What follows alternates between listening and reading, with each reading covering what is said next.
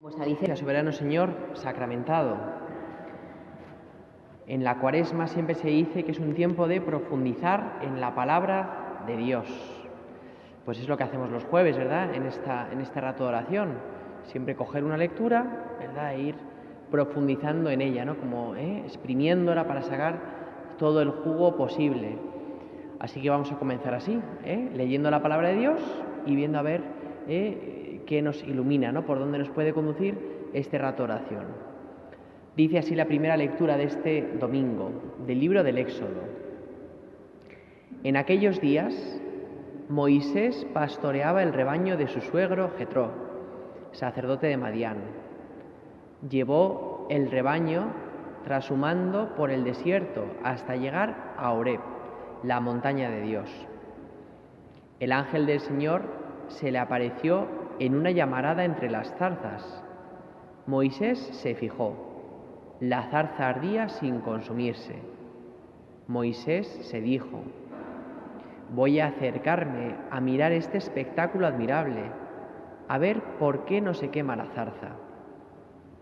Viendo el Señor que Moisés se acercaba a mirar, lo llamó desde la zarza: Moisés, Moisés. Respondió él: aquí estoy. Dijo Dios: no te acerques, quítate las sandalias de los pies, pues el sitio que pisas es terreno sagrado. Y añadió: yo soy el Dios de tus padres, el Dios de Abraham, el Dios de Isaac, el Dios de Jacob. Moisés se tapó la cara porque temía ver a Dios. El Señor le dijo: he visto la opresión de mi pueblo en Egipto y he oído sus quejas contra los opresores. Conozco sus sufrimientos. He bajado a librarlo de los egipcios, a sacarlo de esta tierra, para llevarlo a una tierra fértil y espaciosa, tierra que emana leche y miel. Moisés replicó a Dios: mira, yo iré a los hijos de Israel y les diré: el Dios de vuestros padres me ha enviado a vosotros. Si ellos me preguntan: ¿cuál es su nombre?, ¿qué les respondo? Dios dijo a Moisés: yo soy el que soy. Esto dirás a los hijos de Israel: yo soy, me envía a vosotros. Dios añadió: esto dirás a los hijos de Israel: el Señor, Dios de vuestros padres, el Dios de Abraham, Dios de Isaac, Dios de Jacob, me envía a vosotros. Este es mi nombre para siempre. Así me llamaréis de generación en generación. Bueno, un poco más larga la lectura de lo habitual, pero es esta historia tan bonita, ¿no? Este diálogo entre Moisés y Dios, que todos yo creo que sabemos, lo conocemos desde niños, ¿verdad? Viendo a Moisés una zarza, se acercó y dice el texto bíblico: y desde la zarza Dios llamó a Moisés. Y decía: Moisés, Moisés, ¿verdad? Por 2 veces repite su nombre. Desde la zarza Dios llamó a Moisés. Hay una llamada de Dios. No es que Moisés fuese el primero en encontrar este espectáculo, sino que realmente hay una vocación, una misión que Dios tiene preparada para Moisés. Y esto es bonito meditarlo delante de Dios, ¿no? Porque que tú y yo estemos hoy aquí rezando, ¿es casualidad? ¿O es que realmente es una llamada de Dios? Pues es una llamada, ¿verdad? Constantemente Dios nos está llamando a cosas. Y muchas veces somos inconscientes de esa llamada. Y otras somos muy conscientes porque es como muy llamativo el modo en que Dios, ¿verdad?, nos habla. Moisés, imaginaos, ¿no? Abraham, que a lo mejor entró en esa cueva diciendo: ¿quién hay aquí, no? Que he oído unas palabras, ¿no? Pues bueno, Dios nos llama, nos habla, porque tiene algo preparado para nosotros. Si Moisés hubiese sabido lo que Dios le iba a pedir, os digo yo que seguramente no habría entrado en esa cueva. Si hubiese sabido, ¿no?, lo que Dios le tenía preparado, toda esa, ¿verdad?, camino de incomprensión, porque el ir al faraón a que saque mi pueblo y que en vez de decir, por supuestísimo, ¿verdad?, iros, sino que sea más dura, ¿no?, el trato que hace con sus hermanos, que tantas veces le rechace a pesar de las plagas que ve, ¿no? Es una gran incomprensión, ¿no? Si Moisés hubiese sabido en qué era esta llamada, a lo mejor la habría rechazado. Pero no es así. Y por eso nosotros Dios nos llama. Cosas tan grandes como las que hizo Moisés, pues esperemos que no, ¿verdad? Sino una vida normal y corriente, la nuestra, ¿no? Pero será igual de grande, ¿eh? No tan llamativa, pero igual de grande.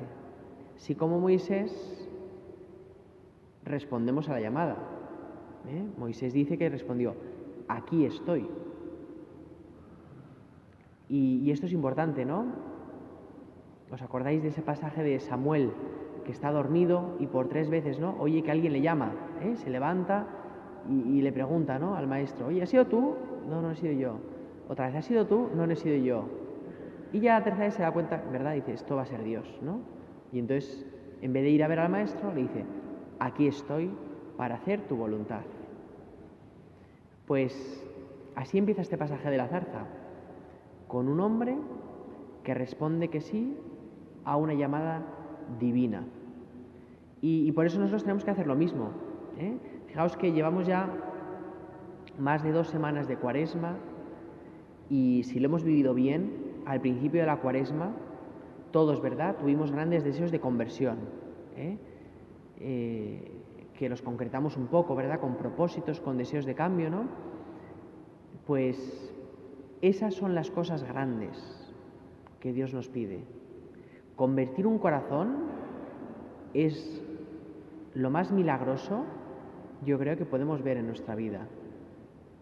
Porque trasplantarlo, ya lo vemos trasplantarlo, ¿no? Eso no tiene mucha cosa milagrosa hoy día. Pero convertirlo, que alguien se convierta, que alguien cambie su vida, eso es un milagro. Y por eso, en Cuaresma, ¿qué nos pide Dios? Dice, el milagro no lo pidas para otros, a ver si mi hijo se convierte, a ver si mi padre se convierte. No, no lo pides, pídelo para ti. Es decir, que el milagro ocurra en mí. Aquí estoy, Señor, para hacer tu voluntad. Por eso llevamos pues 2 semanas de Cuaresma y es buen tiempo para delante de Dios decir, bueno, Señor, ¿cómo va el milagro?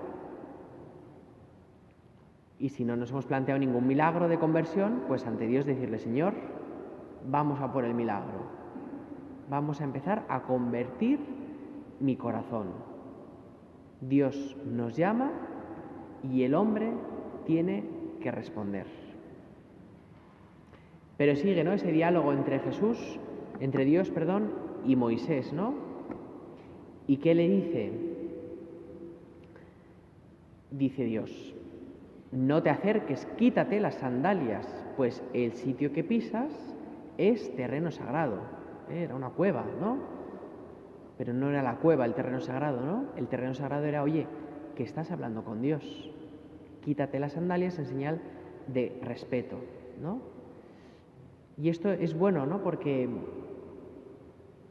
el respeto, ¿no?, a lo sagrado, el respeto a Dios, qué bueno es hacerlo, ¿no?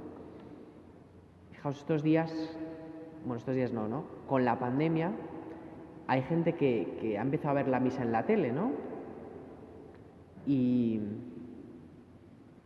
yo no, porque claramente yo la celebro, ¿no? Entonces no sé lo que es ver misa en la tele, ¿no?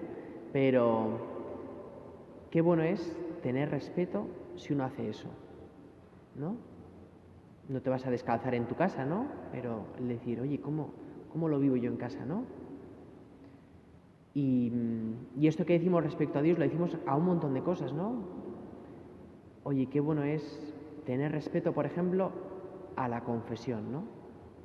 Es decir, no respeto en el sentido de miedo a confesarme, sino respeto en el sentido de decir, voy a hablar con Dios, aunque haya un sacerdote.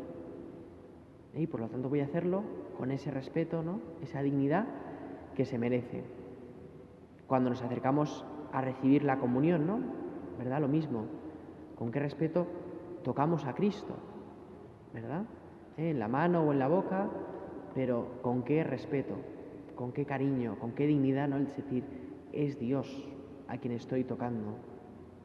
Por eso Dios en este pasaje de alguna forma lo exige. Oye, quítate las sandalias. Por una vez, ¿verdad? Voy a hacer que me traten como merezco ser tratado. Y no lo dice, ¿verdad? Pero seguramente Moisés se pondría de rodillas. No solamente se quitaría las sandalias, sino que se postraría como diciendo, esta zarza ardiente, ¿verdad? Es el reflejo que yo tengo, la imagen visible que tengo de Dios. Por eso, ¿no? Qué importante, el respeto. Y añadió Dios, dice el pasaje, añadió Dios, yo soy el Dios de tus padres, el Dios de Abraham, el Dios de Isaac, el Dios de Jacob. ¿Verdad? Es como su carta de presentación. Quítate las sandalias porque hablas con Dios. El Dios de Abraham, el Dios de Isaac, el Dios de Jacob, no es un poco repetitivo, pero tiene un sentido muy profundo, ¿no? Que es que Dios es el mismo, que el que vemos aquí en la Eucaristía es el mismo que vemos en la cruz, es el mismo que vemos en esa zarza ardiente, es el mismo, no ha cambiado. Lo que ha cambiado, ¿qué es?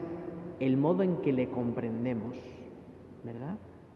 Su manifestación hacia nosotros ha cambiado, pero no ha cambiado su amor, ni ha cambiado su verdad. Y esto es muy importante, porque cuánta gente hay, ¿verdad?, que te dice, la Iglesia piensa de una forma, a ver si se moderniza.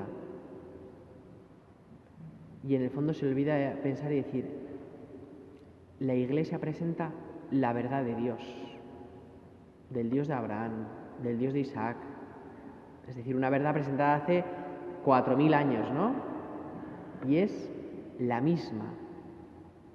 Y por eso la Iglesia en ciertas cosas tiene que modernizarse, claro que sí, pero en otras no.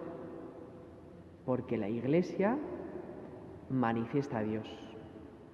Y esto es muy bueno a veces caer en la cuenta de ello, ¿no? Porque cuántas veces a la hora de evangelizar y de hablar de Dios nos olvidamos de Dios, ¿no? Nos olvidamos que es Él el que ha presentado este mensaje. A Moisés lo dice muy claro, ¿no? Preséntate al faraón como mi enviado. No como Moisés, como el enviado de Dios. Y dile lo siguiente. Y esto es bonito porque nosotros somos enviados de Dios como Moisés. Y la verdad que presentamos es la de Dios. O debería ser esa, ¿no? Si no tergiversamos la verdad de Dios, ¿no? Y por lo tanto, nuestras palabras, en el faraón las palabras de Moisés, no surgieron efecto. Porque el faraón tenía, como dice la Biblia, ¿no?, el corazón cerrado y Dios se lo endurecía. Pero Moisés no cambió el mensaje, siguió siendo el mismo. Vengo como enviado de Dios a decir esto, deja a mi pueblo que salga. Pues lo mismo nos toca hacer a nosotros, ¿no? Ante el mundo, presentar el mensaje de Dios, que lo acogerán o no lo acogerán, pero la fuerza del mensaje reside en que viene de Dios. Y esto tenemos que creérnoslo, que a veces pues no nos lo creemos, y pensamos que tenemos poca fuerza, que la verdad que transmitimos no es la auténtica quizá. Y no es así, ¿verdad? Moisés no titubeó. Quizá porque había visto esa zarza ardiente y sabía, ¿no?, que era verdadero, ¿verdad?, eso que vivía. Pues bueno, nosotros no vemos la zarza ardiente, pero tenemos el Evangelio, tenemos la cruz, tenemos la Eucaristía, ¿no? Un montón de signos que Dios nos da a decir, mira, no dudes. Yo soy el Dios de Abraham, el Dios de Isaac, y cuando muramos, la verdad de Dios seguirá siendo auténtica y actual. Pero si nos lo creemos, ¿verdad? La verdad no cambia.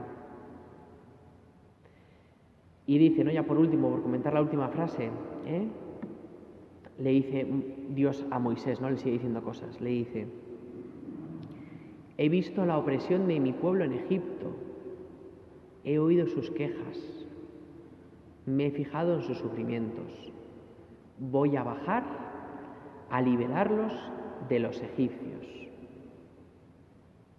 he escuchado, ¿no? Dios siempre nos escucha, siempre conoce nuestros sufrimientos. Pero fijaos, el pueblo judío estuvo un buen tiempo de esclavo ahí en Egipto, pero sus oraciones por fin dieron fruto. Dios nos escucha, pero a la vez nos pide que recemos con insistencia. Y esa insistencia, años después, produjo fruto. Fijaos que estamos en tiempo de guerra, ¿no? Y de alguna forma nuestra oración está dando fruto.